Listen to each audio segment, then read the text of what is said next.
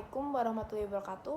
Perkenalkan, saya Qorian Nur Hasanah, NIM 2604011812002 dari kelas MPPLA. Di sini saya akan memenuhi tugas MPPL, yaitu presentasi hasil proposal penelitian. Perkenalkan kembali, saya Qorian Nur Hasanah, NIM 2604011812002. Di sini saya akan mempresentasikan proposal saya yang berjudul Karakteristik Senyawa Bioaktif dan Aktivitas Biologis Mangrove Psilocarpus granatum, batang, daun, akar, dan buah menggunakan metode ekstraksi maserasi. Untuk usulan dosen pembimbing saya yang pertama yaitu Profesor Dr. Insinyur Delianis Tinggenis, MSc. Yang kedua, Dr. Mada Triandala Sibero, SPI, MSc.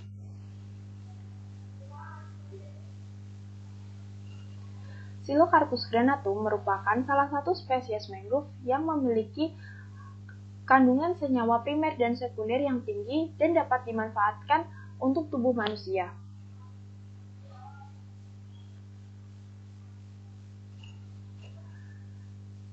Untuk selanjutnya ini terdapat tabel yang saya kutip dari penelitian Nasution et al. 2020 yang menyatakan kandungan gizi dari Psilocarpus granatum. Ada protein, lemak, karbohidrat, beta-karoten, asam askorbat, natrium, kalium, kalsium, tembaga, mangan, seng, dan besi.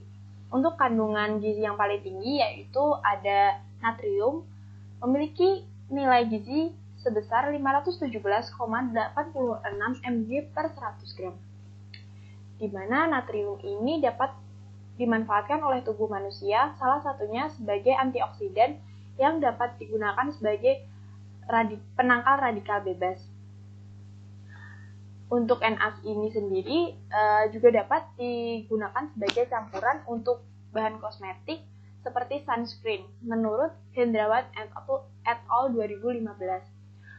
Untuk yang kedua ada kalsium, memiliki nilai gizi sebesar 485,21 mg per 100 gram.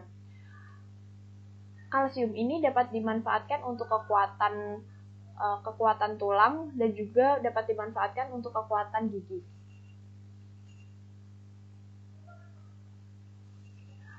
Selanjutnya, Prabowo et al. 2014 menyatakan bahwa masyarakat Bintan, Kepulauan Riau memanfaatkan daun mangrove Psilocarpus granatum sebagai obat untuk sesak nafas dengan cara merebus daun Psilocarpus granatum menggunakan air. Selanjutnya, Prabowo et al. 2014 melakukan suatu penelitian yang hasilnya itu menyatakan bahwasanya ekstrak dari daun Psilocarpus granatum ini cenderung bersifat polar. Senyawa metabolit sekunder yang teridentifikasi pada penelitian Prabowo et al. 2014 ini ada triterpenoid, steroid, saponin, dan juga tanin. Selanjutnya, pada bagian batang dari Psilocarpus granatum dapat dimanfaatkan sebagai anti-black spot alternatif pada Lithopenaus panamea atau udang paname.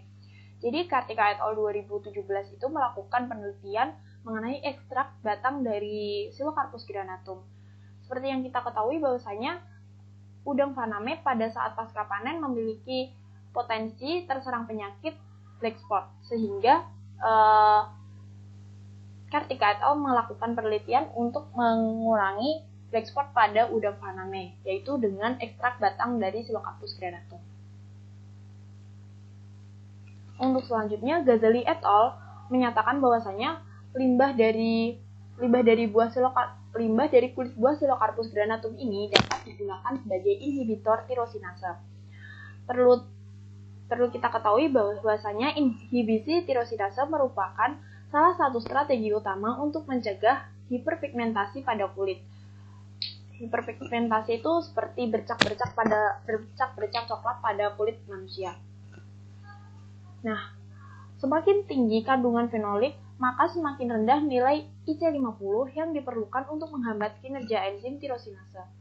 Sehingga ekstrak metanol kulit buah Psilocarpus granatum memiliki potensi untuk inhibitor tirosinase. Bahan aktif yang diperlukan untuk inhibitor tirosinase, yaitu ada flavonoid, tanin, dan saponin. Di sini saya kutip tabel yang saya kutip dari Nasution et al. 2020 yang menyatakan bagian dari tumbuhan Psilocarpus granatum yang memiliki senyawa bioaktif. Seperti pada bagian kulit batang dapat memiliki kandungan bioaktif seperti anti kanker, anti diare, dan antibakteri. Kemudian untuk daun dapat dimanfaatkan sebagai anti diare, anti diabetes, dan antioksidan.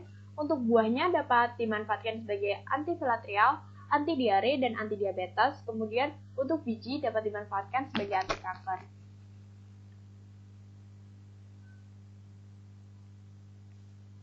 Rumusan masalah pada penelitian saya yaitu mangrove, Psilocarpus granatum, bagian potensial senyawa bioaktif pada bagian potensial dari Psilocarpus granatum. Kemudian ada manfaat bioaktif potensial pada bagian mangrove Psilocarpus granatum. Tujuan dari penelitian saya yang pertama, mengetahui senyawa bioaktif pada mangrove Psilocarpus granatum. Yang kedua, mengetahui bagian potensial mangrove Psilocarpus granatum sebagai senyawa bioaktif. Yang ketiga, mengetahui kegunaan dari senyawa bioaktif yang terkandung pada bagian potensial mangrove Psilocarpus granatum.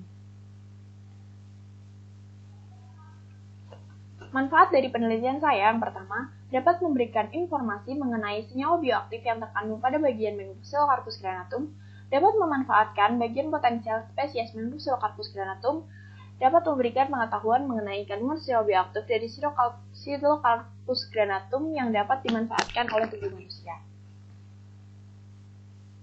Metode yang saya akan lakukan pada penelitian saya yaitu yang pertama, pengambilan sampel.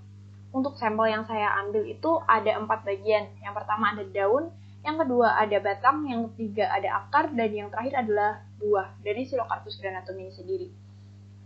Nantinya, sampel yang telah saya dapatkan akan saya buat sebagai serbuk, yang nantinya saya akan melanjutkan ke ekstraksi. Di mana ekstraksi yang saya gunakan ini hanya menggunakan ekstraksi maserasi. Karena menurut penelitian-penelitian sebelumnya, ekstraksi maserasi ini sangat dapat mengeluarkan senyawa dari Psilocarpus granatum yang paling tinggi. Kemudian ada uji proksimat, di mana uji proksimat ini dilakukan untuk mengetahui bahwasanya suatu sampel itu apakah dapat digunakan sebagai bahan pangan atau tidak. Kemudian ada uji fitokimia. Untuk uji fitokimia yang saya lakukan itu ada uji flavonoid, uji triterpenoid, uji steroid, uji tanin, uji saponin, dan juga uji alkaloid. Setelah uji fitokimia, saya akan melanjutkan pada uji GCMS. Untuk uji GCMS ini dilakukan untuk mengetahui secara spesifik senyawa metabolit sekunder pada suatu sampel. Kemudian yang terakhir adalah uji aktivitas antioksidan dengan menggunakan metode DPPH. Selanjutnya, terdapat daftar pustaka yang saya lampirkan. Saya mengutip dari beberapa jurnal-jurnal dan juga penelitian yang telah dilakukan sebelumnya. Untuk yang terakhir, saya memiliki quotes, lakukan yang terbaik meskipun orang lain berkata tidak. Terima kasih. Demikian presentasi proposal penelitian saya. Apabila ada salahnya, saya mohon maaf.